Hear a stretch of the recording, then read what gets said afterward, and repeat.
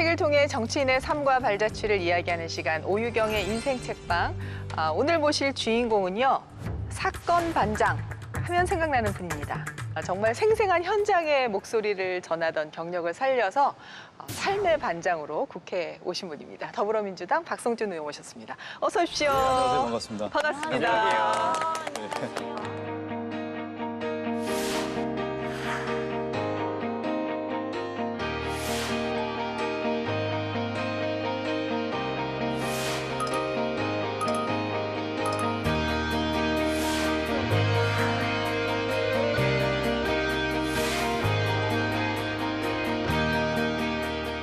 권력기관 하면 입법, 사법, 행정기관을 얘기하지 않습니까? 언론도 제4부라고 얘기하지 않습니까? 민주주의의 가장 기본 원리인 견제와 균형의 원리이고요. 저는 또 한편으로 이렇게 해석됩니다. 국가 권력기관이라는 것은 입법, 사법, 행정이라는 것은 국민에 대한 책임을 다 하라는 명령인 것이죠. 그리고 언론도 제4부라는 의미는 국민에게 최소한의 권리를 보장하는 데 역할을 하라. 그런 뜻으로 봅니다.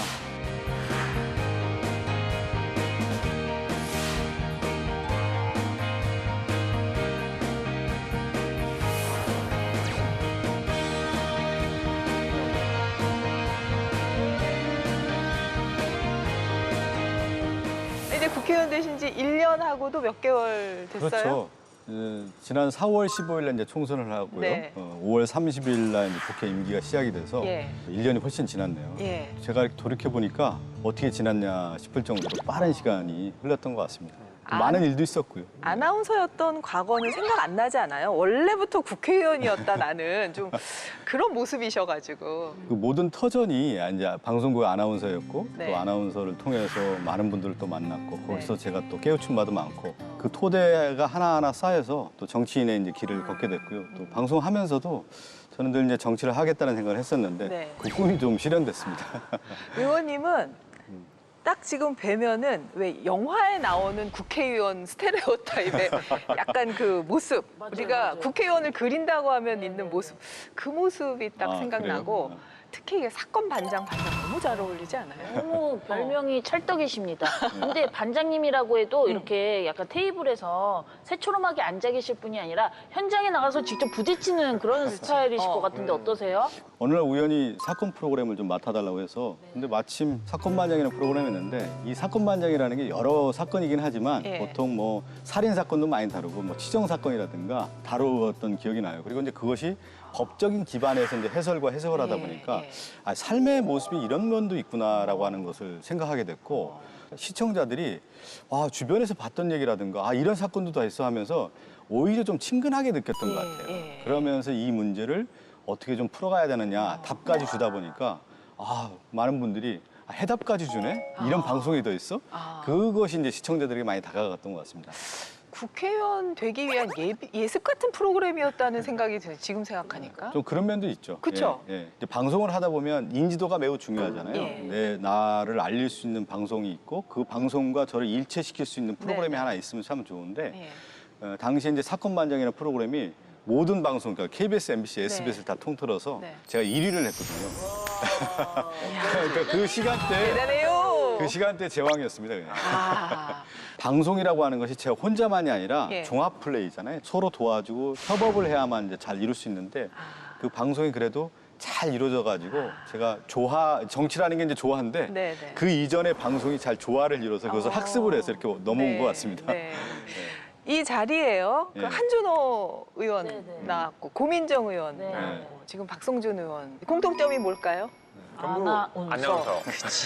아나운서네요. 아니 21대에 네. 아나운서가 4분이나 국회에 입성을 하셨는데 네. 심지어는 다 비례대표가 아니라 다 지역구로 입성을 한 거니까 그러니까요. 각자의 역할의 몫을 다 하고 지금 국회에 입성한 셈이에요. 그렇죠. 근데 그 한준호 의원도 그렇고 고민정 의원 또 배현진 의원 다 친해요, 제가요. 국회 들어와서 서로 잘 친하면 예.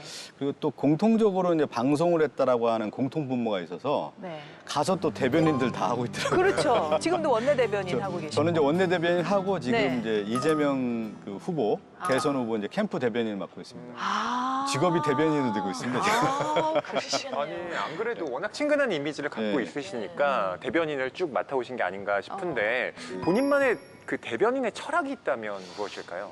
저는 한편으로는 이렇게 해석을 했어요. 대변인이라는 역할이 정치에서도 그렇고 이 순간에 할 말과 하지 않아야 할 말을 잘 구분하는 게 대변인이다. 그래서 정치 현안 중에서도 이 얘기는 반드시 해야 되는 거고 네네. 이때는 또 안 해야 된다는 이 판단력이 매우 중요하더라고요. 저는 정치인들 이제 덕목들을 여러 가지 얘기를 했는데 첫 번째는 판단력인 것 같습니다. 그다음에 이제 결단을 하고 그다음에 이제 추진력.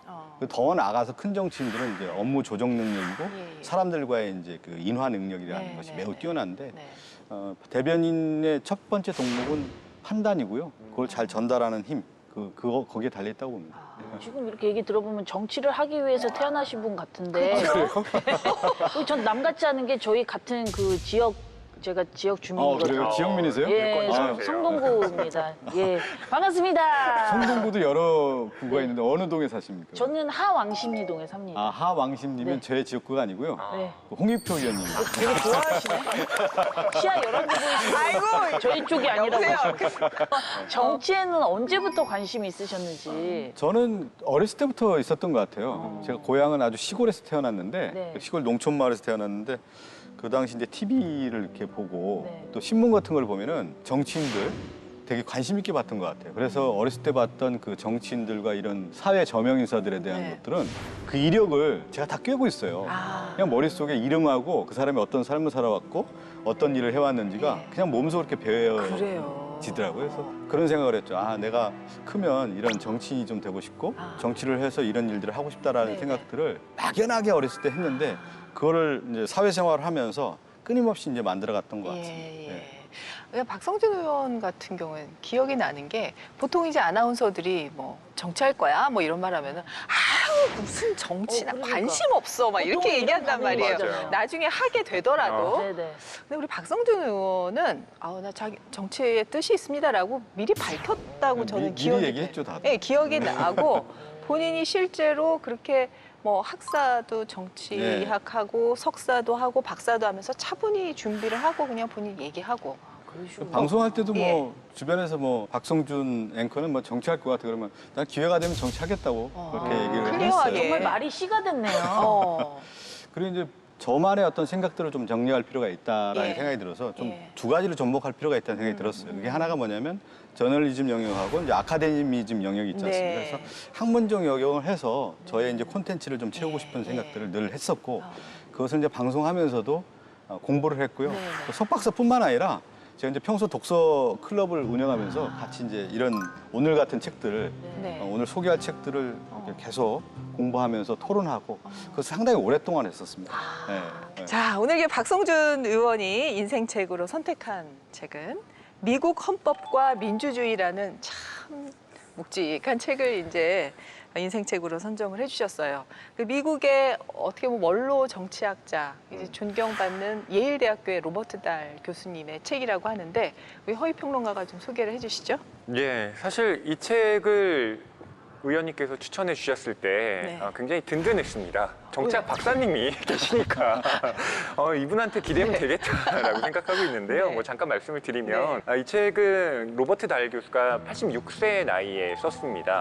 근데 제목을 보면 미국 헌법과 민주주의니까 이게 헌법과 민주주의의 관계를 뭐 이렇게 긍정적으로 해석한 책이 아닐까 싶은데 원제는 달라요.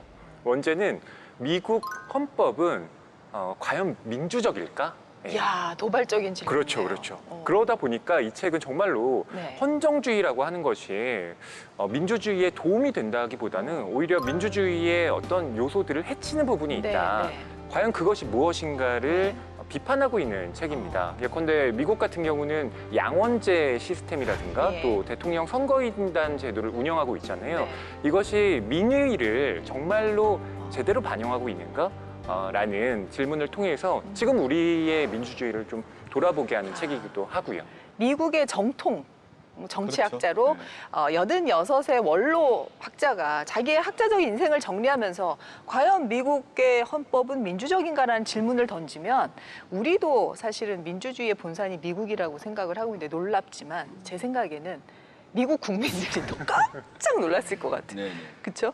어떻게 이 책을 인생책으로 꼽으셨나요? 제가 우리나라 이제 조선 초에 대한 공부를 좀 했었어요. 정도전에 대한 관심을 좀 갖게 조선 건국을. 예, 조선 건국사 그러니까 예. 전 세계적으로 사상적 토대를 가지고 국가를 건설한 나라가 두 개밖에 없는 나라예요. 그러니까 조선이 그랬고요. 그러니까 신진사대부의 유학적 통치를 기반으로 해서 예. 정도전의 사상과 그렇죠. 그다음에 이제 무인 통치라고 하는 이성계가 연합을 해서 이제 조선을 만들었고 거기에 그러니까 왕권과 신권이라고 하는 균형 정치를 이제 만드는 것이 조선 체제라고 할 수가 있는데 그렇네요. 그 조선이 1392년에 이제 건국이 되지 않습니까? 근데 미국이 건국이 된 게 1776년에 독립전쟁 이후에 1787년에 이제 미국의 헌법이 이제 만들어지고 예. 1792년에 미국의 이제 대통령이 이제 워싱턴을 하면서 이제 나라가 만들어지는데 이 400년 차이가 있는데 미국의 건국의 아버지들이라고 하는 뭐 제퍼슨이라든가 네. 해밀턴이라든가 이런 사람들이 미국 헌법을 만듭니다. 네, 네. 그래서 사실은 미국이 국가 기관이 만들어지는데 미국의 헌법의 기초가 권력 분립이고요. 우리가 얘기하는 법치주의고. 네. 그러면서 이제 대통령제라고 하는 것들을 이제 만들면서 네, 견제와 균형의 원리로 이제 만들었는데 네. 이 두 국가가 사상적 기반으로 한 나라다. 그래서 관심 있게 이제 보게 됐고 예. 민주주의의 기본이라고 하는 것이 미국이라고 하는 건데 네. 과연 이제 미국 헌법이 이걸 이제 우리가 얘기하는 최고의 규범이라고 하는 미국 헌법이 민주주의에 맞는 거냐라고 하는 회의적 시각으로 이 접근을 예. 한 거예요. 그래서 예. 저는 이 내용이 왜 이렇게 전개가 됐을까? 그때 이제 관심을 갖게 된 것이죠.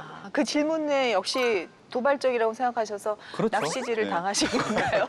아니 이제 로버트 다리라고 학자는 이제 정책 공부하다 보면 이제 네. 늘 언급됐던 학자였는데 실제 우리의 정치라고 하는 것은 이 삼위일체 구조입니다. 자유권적 기본권이라고 하는 자유주의라는 게 하나가 형태 교수님 있고 조금만 살살해 주세요. 그다음에 이제 민주주의라는 게 있고 입법주의라고 있는데 네, 그 네. 중에 이제 헌법이라고 하는 부분이 그 가치가 매우 중요한데 네, 네. 그 가치에 대한 부분에 대한 것들을 어떻게 접근할 것이냐에 대한 네. 내용이 나온 것이죠. 예. 제가 정치외교학과 나온 건 알고 계시죠? 잘 알고 있습니다. 예. 또 방송에 대해 선배님이시가지고 아니, 학교 다닐 때도 이렇게 강의 열심히 안 들었는데 아니 너무 강의를 열심히 네. 하셨어요.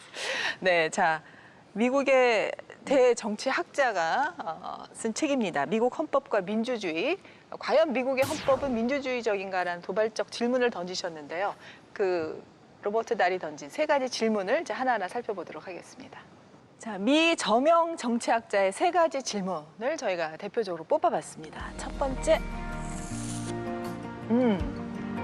미국의 선거 방식은 민주적인가? 미국의 선거, 우리는 이제 미국의 대통령 선거를 통해서 미국의 선거 방식을 이제 구경을 하면서도 조금 독특하다고 생각은 했어요. 예, 어떤 내용입니까? 예. 미국에서는 우선 선거인단 제도를 운영하잖아요. 네. 그래서 내가 던진 표가 사실은 우리 주의 선거인단의 표에 반영이 되는 것이고 그래서 우리 주가 예컨대 민주당과 공화당 중에 민주당이 우세하게 득표를 하면 완전 거기는 선거인단이 이제 민주당의 독식을 하게 되는 거죠. 그러니까 이제 공화당 던진 표는 다 사표가 돼버리는 그렇죠. 거예요. 그래서 말하자면 정말 승자 독식으로 운영이 되는 거니까 희한한 결과가 발생하게 되는 겁니다. 분명히 내가 다 총득표에서 이겼는데 예. 선거인단으로는 져버리는 그런 결과들을 우리가 몇몇 봐왔잖아요. 아마 힐러리.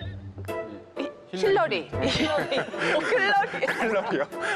클린턴. 네. 클린턴도 그랬고 예전에 엘고도 엘고도 아마 맞아요. 그렇게 했었던 그렇죠. 기억이 나요. 그렇죠. 그러다 보니까 이게 분명히 모든 국민들의 이 민의라는 것이 반영되어야 하는데 네. 분명 모든 사람들은 클린턴이 대통령이 되기를 바랐던 것 같은데 예. 왜 정반대의 결과가 도출되는 것일까 이런 의문을 가지다 보니까 당연히 미국의 이런 대통령 선거인단 제도는 민주적이라고 보기 어렵다라고 로버트 달 교수는 이야기하고 있는 거죠. 하더라도 희한한데 그럼 이게 직접 투표예요? 간접 투표예요? 그런 걸 좀 설명을 좀 드려야 되는데 예. 민주주의의 원리의 기본을 딱 세 가지로 정리할 수가 있거든요. 네. 국민의 참여가 매우 중요합니다. 그래서 예. 참여를 해서 대표를 뽑죠. 네. 그럼 대표가 잘했는지 못했는지 그 책임성을 묻는 게 이제 민주주의 기본 원리인데 네. 그 국민이 참여를 할 때 뭐를 하죠? 선거를 하지 않습니까? 그렇죠. 그래서 그 대표를 뽑지 않습니까? 네. 그러면 나의 투표가 정당하게 반영이 되는 게 민주적인 것이죠. 그러니까 사표를 방지해야 되는 건데 지금 우리 평론가님께 잘 설명을 했는데 예. 나의 표가 다수 득표를 통해서 그 후보가 당선이 되는 게 민주주의 기본의 원리가 맞는데 예. 미국의 선거인단 제도라는 것이 위너 테이크스 올이란 말이에요. 한 주가 예를 들면 캘리포니아에 한 55명이 선거인단인데 네. 한 표만 더 많이 가져가도 55명의 선거인단을 다 가져가게 됩니다. 한 표만 더 더 가져가더라고요.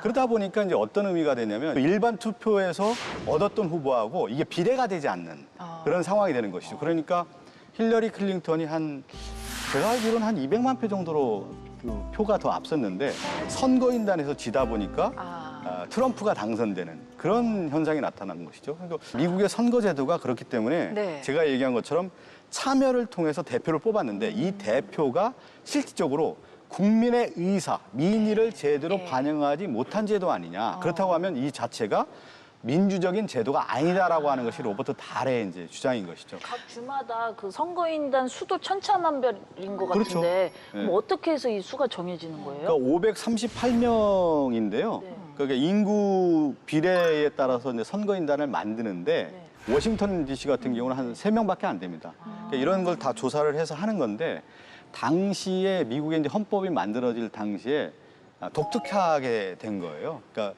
처음에 13개 주에서 출발을 하다 보니까 이 선거인단이라고 하는 부분을 만들어서 대표들을 이제 뽑아서 근데 이미 이제 자치주들이 있다 그렇다 보니까, 보니까. 자기 나라를 대표한다고 생각하고 모인 그렇죠. 거잖아요. 예. 그러면서 이 원래는 이제 직접 민주적인 특징을 갖고 있는데 네. 실제 선거인단이 되다 보니까 간접 민주적인 특징도 좀 그렇게 돼버렸구나. 가져가는.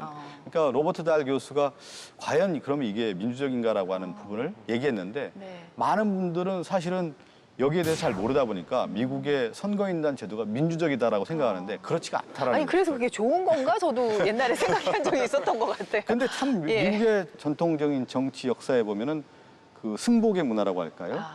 다수 득표를 얻었지만 실제 선거인단에서 졌더라도 네. 그것을 승복하고 미국의 제도를 인정하는 것도 한편으로는 그 민주적이라는 것이죠. 그래서 미국을 좀 배울 필요는 있는 겁니다. 그런 네. 부분에서 네, 이런 부분. 뭔가 그래도 좋은 면도 있을까요? 이런 미국의 제도는 어떤 장점이 미국의 있나요? 제도의 가장 큰 장점 중에 하나는 네. 뭐냐면 체크 앤 밸런스, 견제와 균형이죠. 민주주의의 기본 원리는 책임성의 강화예요. 네. 그 책임성의 강화를 크게 두 가지로 봅니다. 수평적 책임성과 수직적 책임성이라고 하는 걸 보고해야 되는 건데 네. 수평적 책임은 입법부, 사법부, 행정부가 견제와 균형을 통해서 서로 국민을 위한 정치를 하겠다라고 하는 수평적 책임성을 네, 강화하는 네, 거고요. 네. 또 하나가 뭐냐면 수직적 책임성이에요. 국민이 직접 뽑아서 책임을 묻는다. 그런 가운데 이게 선거제도를 통해서 늘 교체 가능하다라고 하는 네. 이 제도를 만든 것이 미국의 제도입니다. 그러니까 수평적 책임성과 수직적 책임성을 기존의 모든 국가들이 사실은 배우고 따른 것이죠. 그래서 우리나라도 이 선거제도라든가 이 삼권 분립제도는 미국에서의 어떤 적용된 제도를 우리가 이제 가져왔다 이렇게 보는 겁니다. 그래서 미국의 민주주의 모델 중에 하나는 이런 견제와 균형의 원리가 아주 잘 돼 있다라고 볼 수 있는 것이죠. 자, 강의는 여기서 끝내도록 하고요.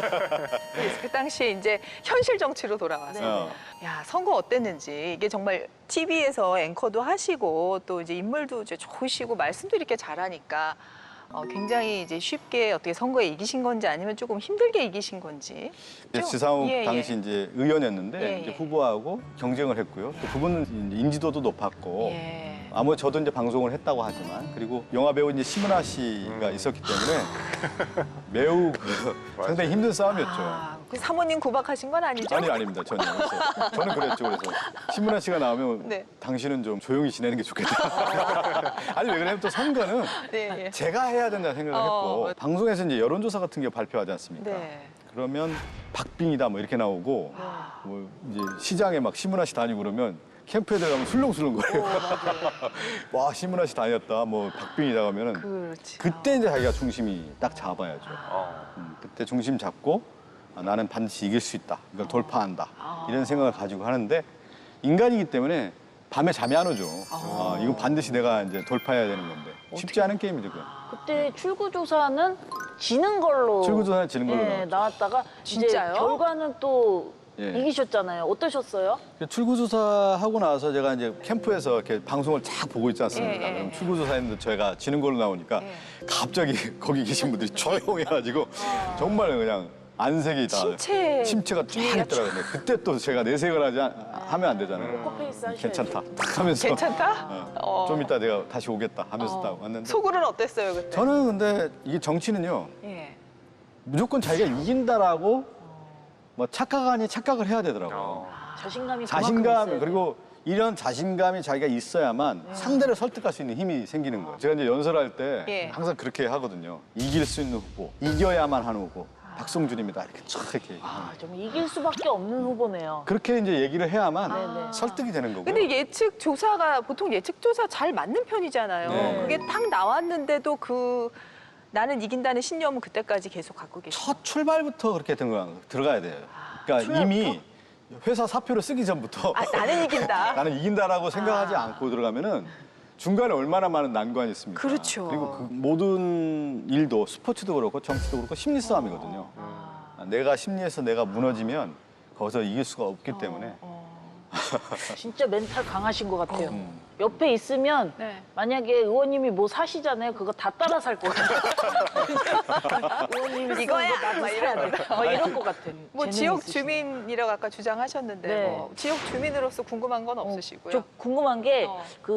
어쨌든 반장님이 닉네임이시잖아요. 네. 그래서 우리 지역구 주민으로서 어떤 법안들을 준비 중이신지 그거 궁금합니다. 제가 이제 크게 지역에 와서는 이제 세 가지 축으로 제가 준비를 했었거든요. 네. 하나가 뭐였냐면 이제 교육 문제가 되게 관심이 네. 많아요. 지역 주민들이. 그래서 이제 교육 문제에 대한 부분을 제가 조희연 교육감하고 같이 토크 콘서트를 통해서 교육에 관련된 관심 있는 분들 다 초대를 해서 네. 이런 현안이 있고 이걸 앞으로 어떻게 해결해야겠는지에 대한 부분을 정말 다 쫙 설명을 하나 했었고요. 또 하나가 도심의 이제 재건축 문제라든가 도심 재개발 그리고 도심 재생 이런 것들이 상당히 지금 지역의 네, 현안입니다. 네, 네. 그래서 그 SH공사 또 LH공사에 있는 분들과 같이 토크 콘서트를 네, 통해서 지역의 문제를 어떻게 해결하겠는지 다시 또 지명민들에게 이제 방송이니까 토크 콘서트가 토크 콘서트를 자주- 통해서 그걸 다 설명을 하는 거죠. 앞으로 이렇게 일을 해야 되고 이런 문제가 있다라고 해서 현장에 있는 분들을 초대를 해서 답을 같이 찾아가는 그렇게 이제 해결을 했고 또 하나가 남아있다고 하면 이제 소상공인이 되게 많아요. 네. 중구도 그렇고요. 네. 저 성동구도 마찬가지여서 그래서 이거 이렇게 세 가지 큰 축으로 제가 이제 일을 하고 있고 지역민들이 요런 일들을 하는구나. 그 다음에 우리는 앞으로 이렇게 되겠구나라고 하는 네네. 것을 예측 가능한 정치를 좀 펼치도록 제가 이렇게 설명들을 하고 있습니다. 네. 그렇군요. 좀 이해가 되시죠? 그렇게 네, 설명하니까. 좀 돼요. 확 됩니다. 자, 미 저명학자의 세 가지 질문 우리가 이제 선거 방식은 민주적인가에 대한 이제 질문을 해봤고요. 같이 두 번째 질문입니다. 미국의 헌법은 민주적인가? 헌법이라는 것은 어떻게 보면은 모든 법률의 이제 그 생각 기본이 되는 거잖아요. 미국 헌법이 민주적이지 않을 수가 있나요? 그러니까 헌법이 어떻게 이제 만들어졌는가 예. 그 당시의 상황을 살펴볼 필요가 있는 건데요. 어. 이제 미국이 18세기에 주가 몇 개가 됐느냐라고 예. 보면 13개 정도의 주가 있었습니다. 근데 이 주가 처음부터 연합했던 게 아니라 네. 따로 떨어져 있다가 이제 대륙에 커다란 사건이 벌어졌을 때 우리가 임시로 모여서 어떻게 결정할지 좀 논의해보자. 이런 느슨한 형태의 연방제를 채택했거든요. 네. 근데 이걸로는 이제 부족하다. 우리가 좀 단단하게 결속할 수 있는 그런 이제 헌법을 마련해야 될 텐데 네. 그럴 때 이제 어떻게 할까 고민을 하던 찰나에 예. 로버트 달 교수가 그나마 우리가 지금 이제 이런 대통령제를 택했지만 다행인 것은 네. 그럼에도 불구하고 공화정을 끝까지 유지했다는 거다. 그러니까 미국의 헌법에 어떻게 만들어졌냐 살펴볼 필요가 있는데요. 네. 그러니까 미국 역시 이제 서구의 정치 사상들을 이어받게 되는 건데 그리스 로마가 있지 않습니까? 그러면 왕정이라는 게 있단 말이에요. 왕정 그리고 귀족정이 있고 민주정이 있단 말이죠. 플라톤이나 아리스토텔레스가 항상 이 정치 체제가 이제 그 순환한다고 보는 거거든요. 예. 그러면 왕이 제대로 정치를 하면 좋은 정치가 펼쳐지는 건데 그렇지 못하면 이제 전제정이 되고 전제정이 이제 문제가 있다 보면 귀족정이 가고 예. 귀족정에 문제가 있으면 과도정이 가고 과도정이 이제 문제가 있다면 민주정이 가고 또 민주정에 문제가 있으면 폭민정 이렇게 이제 순환한다는 걸 본 거예요. 예. 그래서 미국의 헌법을 만든 사람들이 가장 최고의 정치 체제인 왕정과 귀족정과 민주정을 혼합 정부를 만든 거예요. 그래서 대통령이라고 하는 이제 왕과 같은 역할, 프레지던트. 그 다음에 이제 의회라고 하는 귀족정, 선거라고 하는 민주정. 이거를 이제 시스템적으로 이제 만든 거죠. 그러면서 민주공화국의 의미가 뭐냐면 민주라는 것은 국민이 주인이잖아요. 그렇죠. 공화라고 하는 것은 더불어 정치한다는 건데 네. 조화를 이룬다는 것은 리퍼블릭이에요. 더 리퍼블릭. 예. 그 더 리퍼블릭을 로마로 얘기하면 레스포블리카예요. 이 레스포블리카는 더 리퍼블릭. 그러니까 예. 공적인 것을 추구한다는 거예요. 국가라는 것은 국민이 주인이 돼서 네. 공적인 것을 추구하는 민주공화국을 만들어야 된다라고 하는 것이 미국의 전통적인 이제 건국의 아버지들이 생각한 겁니다. 이 모델을 만들어서 미국의 헌법을 이제 만든 거예요. 네, 네, 그렇다 보면 이제 미국의 헌법의 취지가 무엇인지를 우리가 분명히 이해할 수 있고 평론가님이 얘기한 것처럼 처음에 여러 사람이 만들고 각자의 이해관계가 있다 보니까 이해 조정이 어렵잖아요. 그래서 미국의 제도라는 것이 헌법이라고 하는 것이 이런 취지에 잘 만들었고 견제와 균형의 원리를 맞았지만 당시의 이해관계를 조정을 했단 말이에요. 그러니까 선거인단 제도 그런 형태이고 상원도 각 주를 인정하는 2명씩 뽑는 제도를 만들어준 거고 그러면서 하원은 이제 우리가 얘기하는 단순 대표, 지역민을 대표하는 걸로 만들고 그러니까 이제 이해 조정 관계로 헌법을 만들다 보니까 우리가 제도적으로 봤을 때 취지는 좋았지만 내부 하나하나는 당시의 이해관계를 조정했더라라고 하는 것이 이제 미국의 헌법의 이제 인식을 우리가 하면 될 것 같습니다. 자, 그럼 여기서 질문하겠습니다. 예. 그렇게 이제 건국의 아버지들이 여러 가지를 좋아해서 만든 미국의 헌법은 전 세계 헌법의 롤 모델이 된다, 아니다. 롤모델이 된다. 자신이 없네요. 롤모델이 되죠. 롤 네. 모델이 네. 된다가 네. 아닌 거죠? 아닌 거죠. 아닌 왜 거죠. 지금 그러냐면 미국의 말씀하신 헌법이 너무 어려워요. 서구의 고고한 역사, 정치 철학적인 것들을 다 담아서 그 당시에 있는 사람들이 만들었고 이해 당사자들이 만들다 보니까 그 제도가 네, 만들어졌는데 네. 신생 독립국가들은 그런 역사가 없지 않습니까? 그렇죠. 정치라고 하는 것은 어제, 오늘, 미래가 있는 건데 어제의 역사성이 있었고 그래야 오늘 현재가 만들어지고 미래가 있는 건데 그 당시 이제 신생 독립국가들 같은 경우는 이런 미국의 그 대통령들을 받아들여서 예. 그대로 가기는 예. 상당히 어려웠던 것이 있는 것이죠. 그래서 우리 의원님의 말씀을 좀 뒷받침하는 요 표지 그림이 있습니다. 요 예. 표지 그림을 한번 잘 보시면은 아. 여기에 이제 건국의 아버지들이에요. 이 그림이. 그러네요. 예. 사이가 막 좋아 보이진 않네요. 그렇죠. 예. 미국의 화가 하워드 챈들러 크리스티의 작품이라고 하는데 네. 잘 보시면 다 지쳐 있어요. 다 다른 체 그렇군요. 보고 있고. 예. 딴 데 보고 있어요. 그렇죠. 논쟁을 많이 했어. 이미. 하다가 너무 지쳐갖고 에라 때려 대라 모르겠다 막 말 많이 하고 이랬다는 논쟁하고 얘기가 지쳐. 여기 썩 쓰여 있어. 아, 그러니까 이거 그림을 봤으면 제가 맞췄을 텐데 안타깝네요. 상당히 그랬을 겁니다. 그 당시에 예, 헌법을 예. 만든 게. 그리고- 제가 예. 이 책을 제가 줄을 몇 번씩 치면서 봤던 책이거든요. 예. 이렇게. 진짜 공부 인생 열심히 네, 하셨네. 제가 예. 그래서 몇 번 보면서 네. 제가 법사위 예. 지금 법사위거든요. 아, 법사위 질의할 때도 요 내용을 다시 한번 참조해서 미국이라는 법률이 이렇게 만들어졌고 헌법이 네, 이렇게 네. 돼 있다라고 하는 것들을 참조해서 질의도 하고 그랬습니다. 그래요. 예, 예. 우리 의원님이 또 저 정치 언어의 품격이라는 아주 또 명절을 내신 분 아닙니까? 그렇죠? 대단해요. 아니 대변인 준비하시려고 쓰신 책이에요? 뭐예요? 아니 이제 제가 책을 네. 2권을 냈는데 예. 이제 제가 정치를 좀 하고 싶어서 2012년도에도 한국의 미래 전략이라는 책을 하나 썼었어요. 그때는 이제 각 분야에 있는 전문가들과 대담을 통해서 제가 이제 그 책을 하나 냈었고 준비를 하면서 정치인을 향한 그 예. 준비가 부단히 그래서 이제 노력이 정치원의 많았네요. 품격을 쓴 이유 중에 하나는 뭐냐면 그 안에는 정치 리더들, 지도자들이 어떤 얘기를 하는 게 맞는 거냐. 그래서 저는 크게 2가지 생각을 한 거거든요. 시대의 트렌드를 잘 읽어야 되고 예. 그 시대의 국민들이 뭘 바라는지를 읽는 것이 중요하다. 그게 정치원으로서 다가갈 때 네네. 지도자로서 이제 발돋움할 수 있고 국민을 대변할 수 있고 시대 네네. 정신을 담을 수 있다. 이런 의미로서 이제 정치원의 품격이라는 책을 제가 예. 쓰게 된 거죠. 예. 어떻게 정치권에 와 보시니까 어떻게 그대로 하시면 되겠습니까? 어떻습니까? 그게 이제 저에게는 큰 도움이 됐던 게 예. 제가 이제 방송 인터뷰라든가 예. 아니면 이렇게 제가 이제 논평을 쓸 때 네. 그런 용어들을 이제 같이 적절하게 해서 저의 생각과 철학을 담아서 네. 이제 하게 되는 거니까요. 더 밑거름과 토대가 된 거죠. 몇 년 사이에 음. 그 막말 정치가 조금 그럼요. 없어진 느낌 들지 않아요? 예. 맞아요. 그런 것 정치권 언어도 그래도 좀 순화된 네. 느낌이랄까? 네. 어. 많이 순화됐고요. 예. 근데 순화보다도 이제 정치 현장은 정치라고 하는 것은 딱 어떤 용어로 정의가 될 수 있냐면 네. 옛날에는 전쟁이라고 하는 것이 뭐 칼과 총으로 싸웠다고 하면은 네. 정치는 이제 룰로 만든 거 아닙니까? 선거라는 제도에서 만들고 네, 네. 의회라는 제도에서 만들어 예. 싸우는 거기 때문에 예. 말과 언어로서 하는 거기 때문에 그 말과 언어에는 이미 칼과 총이 들어가 있는 거죠, 사실은. 그걸 통해서 상대를 제압해야만 이제 승리를 할 수가 있는 거고 국민의 마음을 사로잡을 수 있는 거기 때문에 거기에서 얼만큼 내용을 가지고 콘텐츠를 가지고 그리고 국민에게 꼭 필요한 그 시대의 의미를 담는 네, 얘기를 할 네, 때만이 네. 이제 그 정치 지도자가 국민에게 인식될 수 있는 것이죠.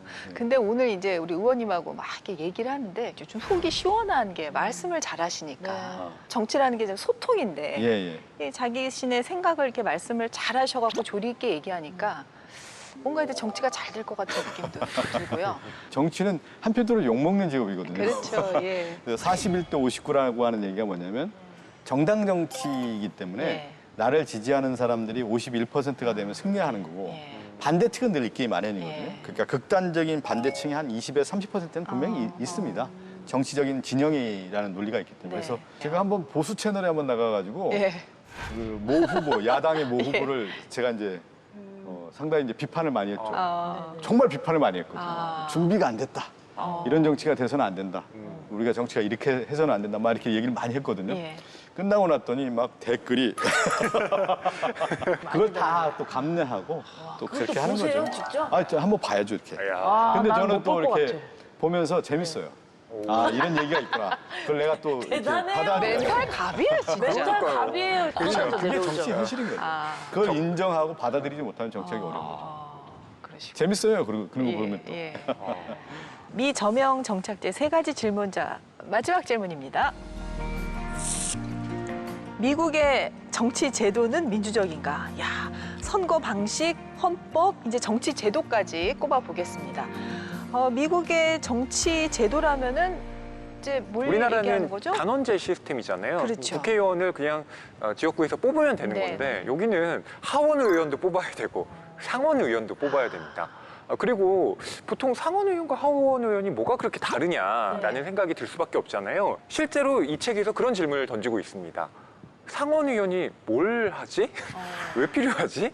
이런 근본적인 질문을 던질 필요가 있다는 거예요. 예. 근데 상원의원이 중요한 일을 하긴 합니다. 네. 뭐 예컨대 외교나 국방의 중요한 현안을 결정할 때 네. 상원의원들의 논의나 또 이런 찬반 투표가 있기 때문에 그런 역할들을 하는데 미국이 미국의 엄청난 기득권 아닙니까? 그 네, 상원이라는 이게 개혁적인 제도가. 나라라는 이미지가 강하긴 하지만 예. 실제 그 제도를 들여다보면 네. 상원의원 같은 경우는 6년이 임기인데 거기에서 그 상원의원을 바꿀 때 3분의 1씩만 바꾸게 돼 있어요. 네.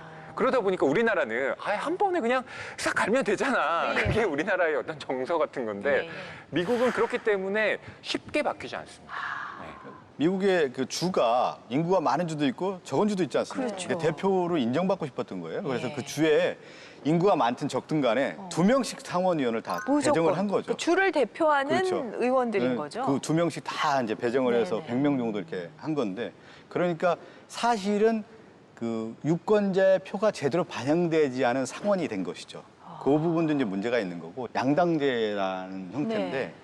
단순 다수 대표제거든요. 근데 그렇다 보니까 사표가 많이 발생하는 거예요. 네. 민주주의는 국민의 민의를 잘 전달하는 제도를 만들어야 네, 된다고 네. 해서 유럽 같은 경우는 그 사표 방지로 해서 비례대표제를 다 만든 거 아니겠습니까? 네, 네. 근데 이제 미국은 비례대표제가 없는 것이 하나의 또 특징이고 그래서 이제 양당제가 그대로 이제 내려온 거죠. 다수당이 이제 실제 성립되기가 어려운 제도를 이제 만든 거라고 볼 수가 있기 때문에 과연 이제 정치 제도가 민주적이냐. 그리고 한편으로 더 나아가서 뭔 얘기가 있냐면 입법, 사법, 행정이라고 하는 게 있는데 이제 사법부가 위헌 법률을 심판하지 않습니까? 예. 근데 우리나라도 이제 당시 이게 큰 문제가 된 건데 2004년도에 행정수도 이전과 관련해서 네. 헌법재판소가 관습법이라는 이름 하에서 위헌 법률로 이제 지정을 해서 행정수도법이 위헌이 된 겁니다. 그랬던 근데 기억이 이게 나네요. 매우 중요한데 국민이 그 의원들을 뽑아서 그 의원들이 뭐를 하냐면 정책과 입법화를 하는 거거든요. 네.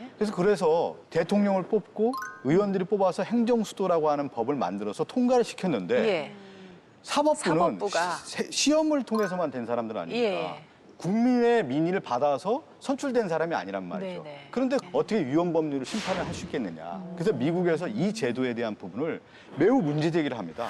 그러면서 우리나라도 그것을 가지고 이제 하는 건데, 예. 그러니까 과연 민주적인 제도화에서 봤을 때 네. 위헌 법률이라고 하는 사법부의 역할이 민주적인 것이냐. 이 문제를 이제 얘기하는 거고요. 네. 근본적으로 문제가 많다. 그래서 제도 보완을 해야 된다고 하는데 아직까지 미국도 그렇고 우리나라도 그렇고 답은 없는 것이죠, 지금.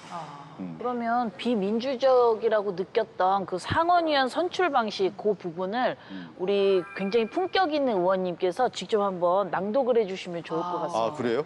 상원의원 선출 방식 네 번째인데 연방 상원의원은 6년을 임기로 인민이 아닌 주 입법부가 선출하도록 했다. 이런 선출 방식은 귀족적인 상원을 만들고자 했던 구브너 모리스 같은 대표들의 야심에는 미치지 못했지만 상원 의원들이 인민 다수의 요구에 보다 덜 반응하면서 자산 소유자들의 요구에 좀 더 민감하게 대응하도록 하는 데에는 일조했다. 오히려. 이렇게 해서 상원 의원은 2년마다 인민의 직접 선거로 선출되는 하원 의원을 견제하는 역할을 맡게 됐다. 이렇게 하는 것이죠. 상원은 상원 나름대로의 자신들의 어떤 그 기반 하에서의 인정받기를 예. 원했고 또 하원을 견제하고 예. 이런 제도를 만들었다는 거예요. 의원님이 이제 저기 예전에 우리 정작가 교수님이었으면 공부를 열심히 했을 것 같아요. 제가 이제 방송하면서도 그 강의를 많이 했습니다. 아. 정치학 강의도 많이 예, 하고 예, 대학원에서도 강의도 예, 하고 이제 학부에서도 강의 많이 했는데 인기 강사였습니다. 알겠습니다. 제 자랑 그러셨을 조금 것 했습니다. 같아요. 의원님은 그냥 방송을 했어도 대스타가 되셨을 것 같아요. 아니 이게 또 이렇게 자기 자랑 은근슬쩍 하실 때 약간 얄미워 보일 수 있는데 네. 또 그렇지가 않아요. 너무 자연스러워. 네. 근데 의원님 네. 이렇게 선거인단 제도도 그렇고 네. 이 내용 보면 불합리한 것들이 너무 많잖아요. 그래서 지금 노래가 잠깐 떠오르거든요. 어떤 노래요? 바꿔 모든 걸 다 바꿔 이렇게 바꾸면 되지 않을까요? 왜 안 바꾸는 거예요? 아, 미국에서? 네, 미국에서. 미국이 이제 바꾸기 어려운 제도예요. 그래서 이제 로버트 다hl 교수가 이제 제안하는 것 중에 하나 미국도 늘 이제 고민하지 않습니까? 그러면 이런 미국의 제도가 문제가 있다고 해서 그럼 바꿀 수 있는 거냐? 그랬더니 미국의 헌법 제도화에서 우리가 이제 헌법 개정이 있지 않습니까? 개정 자체를 너무 어렵게 만들어 놨어요. 거의 불가능한. 불가능하게 만들어 놨기 때문에 우리나라 같은 경우도 헌법을 바꾸기 위해서는 제도개혁 과반수 통과에 3분의 2가 이제 찬성해야 되는데 미국은 이것보다 더 강화된 제도를 통해서 헌법 개정이 상당히 어렵게 만들어 놨습니다. 그 가운데 미국은 이 제도 하에서 민주주의를 그냥 끌고 가는 것이죠. 그러니까 제도적인 측면에서 봤을 때는 비민주적인 속성이 많이 있지만 제가 처음에 얘기한 것처럼 견제와 균형의 원리라는 측면에서는 하원을 견제하는 기능이 또 상원이 있는 거거든요. 네. 그러니까 이것을 적절하게 이제 제도적으로는 문제가 있지만 운영의 묘를 만들어서 미국이 그나마 이렇게 민주적인 제도를 갖고 있고 운영하고 있다 이렇게 평가할 수 있는 겁니다. 어떻게 보면 이제 헌법은 조금 부족할 수 있어요. 지금의 우리 시각으로 봤을 때. 그러나 민주적 거버넌스를 그렇죠. 갖추고 있다. 네. 이렇게 봐야 되겠네요. 그렇죠. 아주 괜찮은 말 한마디. 멋있었습니다. 자, 박성준 의원에게 헌법은 뭐뭐다. 시대 정신을 담는 것이 시대 헌법이다. 정신. 예. 그 헌법이라고 하는 것이 우리나라가 큰 국가의 큰 전환점이 있었어요. 1948년에 이제 해방이 되고 나서 48년 체제가 이제 형성이 됐단 말이죠. 그래서 정부 수립 체제가 형성이 되고 네네. 또 산업화는 63년도에 이제 박정희 대통령을 통해서 산업화 체제가 이루어지고 87년 이제 민주화 체제 이렇게 쭉 이루어져 오면서 그 당시의 헌법들이 그 시대를 담았던 겁니다. 그래서 시대 정신을 담은 것이죠. 그래서 지금 어떤 얘기를 하냐면 지금 21세기에 맞는 시대 정신을 담는 헌법 개헌을 해야 된다는 목소리가 많이 있습니다. 저도 같은 생각이고요. 그러세요? 그래서 우리가 담지 못했던 개인의 기본권을 좀 더 강화한다든가 지금 이런 시대적인 상황을 좀 더 담고 우리가 그럼 제도적으로 뭘 할 건가에 되는 또 우리가 87년 체제가 5년 단임제에서의 대통령제를 쭉 이끌어 왔는데 상당히 이제 오랫동안 시간이 흘렀지만 지금 이제 5년 단임제가 과연 맞는 것이냐에 대한 논란도 있기 때문에 그러면 4년 대통령 중임제가 맞느냐 아니면 뭐 의원 내각제가 맞냐 이런 논란들은 이미 많이 있어 왔기 때문에 한 번 더 업그레이드할 수 있는 헌법 개정은 저는 필요하다고 봅니다. 예. 시대 정신을 담는 것이 헌법이다. 예. 21대 국회에서 네. 이제 박성준 의원이 뭔가 이제 하고 싶은 것, 뭐 바꾸고 싶은 거라든지 각오라든지. 저에게 정치란 무엇인가에 대한 부분을 생각을 했는데 저는 결국은 문제 해결이 정치다. 그럼 문제 해결은 어디에서 있는 거냐?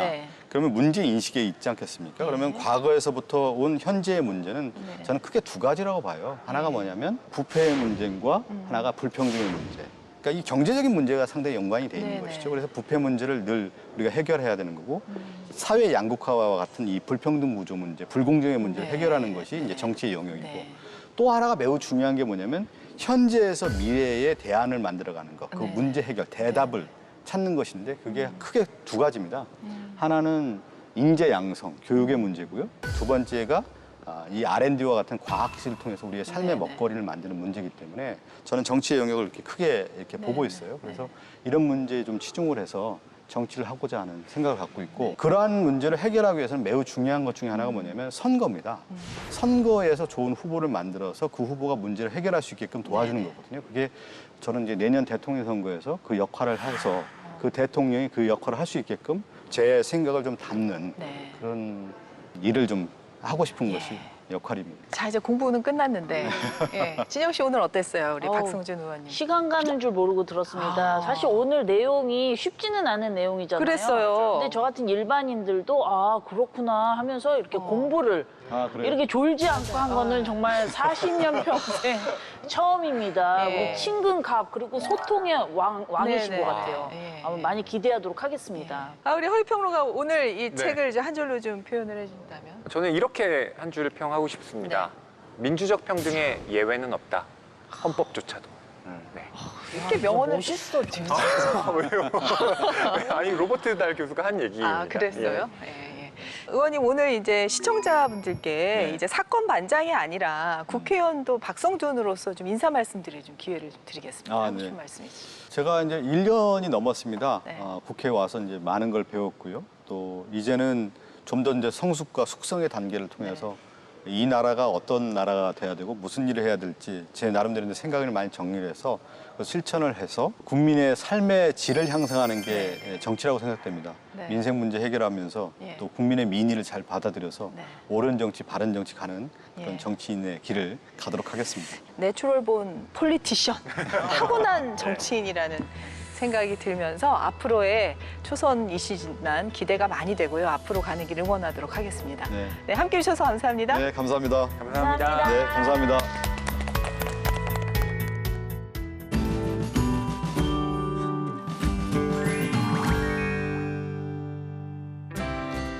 안녕하세요. 박하윤입니다. 국회 도서관이 추천하는 새로 나온 책과 다양한 추천 테마 도서를 소개하는 오늘 뭐 읽지? 오늘은 국회 도서관이 선정한 기획도서를 만나보는 시간을 준비했습니다. 먼저 새로 나온 책입니다.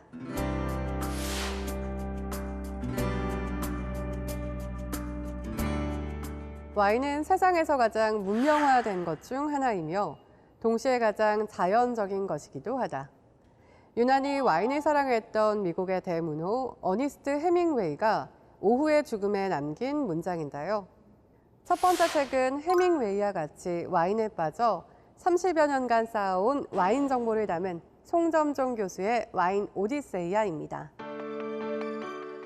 저자는 와인의 매력에 빠져 30여 년간 20만 킬로미터의 거리에 해당하는 세계 곳곳의 와이너리를 찾아다니며 몸소 체득한 다양한 경험과 해박한 인문학적 지식을 책에 그대로 담아내는데요. 한 그루의 포도나무에서 와인이 만들어지는 과정부터 와인과 와이너리의 역사와 특별한 시음법, 맛 표현법, 에티켓에 이르기까지 와인의 매력에 대해 더 자세히 알고 싶다면 이 책을 읽어보는 건 어떨까요?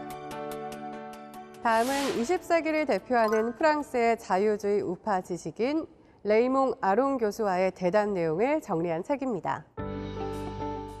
책에서는 1980년 75세의 레이몽 아롱과 68세대인 30대 초반의 두 학자 장루이 미시카, 도미니크 불통이 나눈 대화를 자세히 소개하고 있는데요.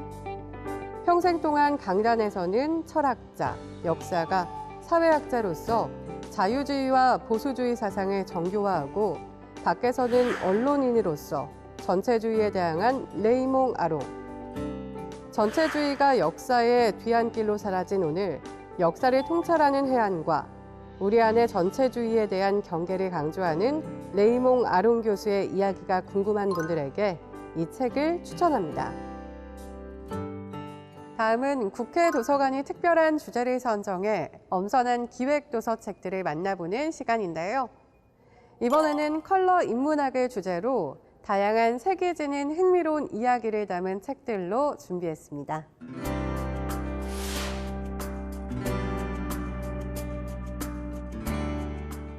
우리에게 익숙한 무지개색, 빨주노초 파남보는 언제 어떻게 발견되게 됐을까요? 다음은 다양한 역사 가운데 우리가 세계 주목하게 된 결정적 사건들을 소개한 책입니다. 1704년 뉴턴이 눈으로 볼 수 있는 색의 범위인 무지개 스펙트럼을 발견하며 색채혁명이 시작됐는데요.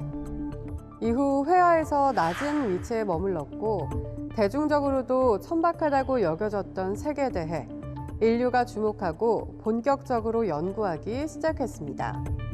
책에는 이러한 색채 연구 과정과 연구에 앞장섰던 여러 화학자와 미술가, 사상가들이 고안한 다양한 색에 대해 소개하고 있는데요. 지금도 계속해서 확장되고 있는 색의 스펙트럼에 대해 더 알고 싶다면 이 책, 색의 역사를 읽어보는 건 어떨까요? 우리가 어떻게 색을 만들고 색은 우리를 어떻게 만드는가? 다음은 예일대학교 영문학과 데이비드 스콧 카스탄 교수와 영국을 대표하는 화가 스티븐 파딩이 함께 문학과 예술, 정치학과 과학을 넘나들며 색의 세계를 탐구한 책입니다. 레드, 오렌지, 옐로우, 그린 등 대표적 10가지 색을 중심으로 우리가 색을 사용하고 이해하는 다양한 방식과 색이 지닌 상징과 함의들을 자세히 소개하고 있는데요. 색에 대한 담론을 넘어 세상과 예술에 대한 깊은 사색을 하고 싶은 분들에게 이 책을 추천합니다. 우리는 왜 파랑을 남자의 색, 빨강을 여자의 색으로 인식하는 것일까? 다음은 세계적인 색채 분야 전문가 미셸 파스트로가 들려주는 색에 관한 재미있는 이야기를 담은 책입니다. 저자는 색의 상징성은 고정불변한 것이 아니며 시대와 장소에 따라 끊임없이 변화한다고 강조하는데요. 색이 품고 있는 사회 규범과 금기, 편견뿐만 아니라 다양한 의미로 변주되어 사회 문화에 미치는 색의 영향력에 대해 자세히 소개하고 있습니다. 색이 품고 있는 비하인드 스토리에 대해 더 자세히 알고 싶다면 이 책, 색의 인문학을 읽어보시는 건 어떨까요? 자세한 책 내용은 국회 도서관 홈페이지에서, 다시 보기는 국회 방송 홈페이지에서 보실 수 있습니다. 저는 다음 주에 새로운 책으로 찾아뵙겠습니다.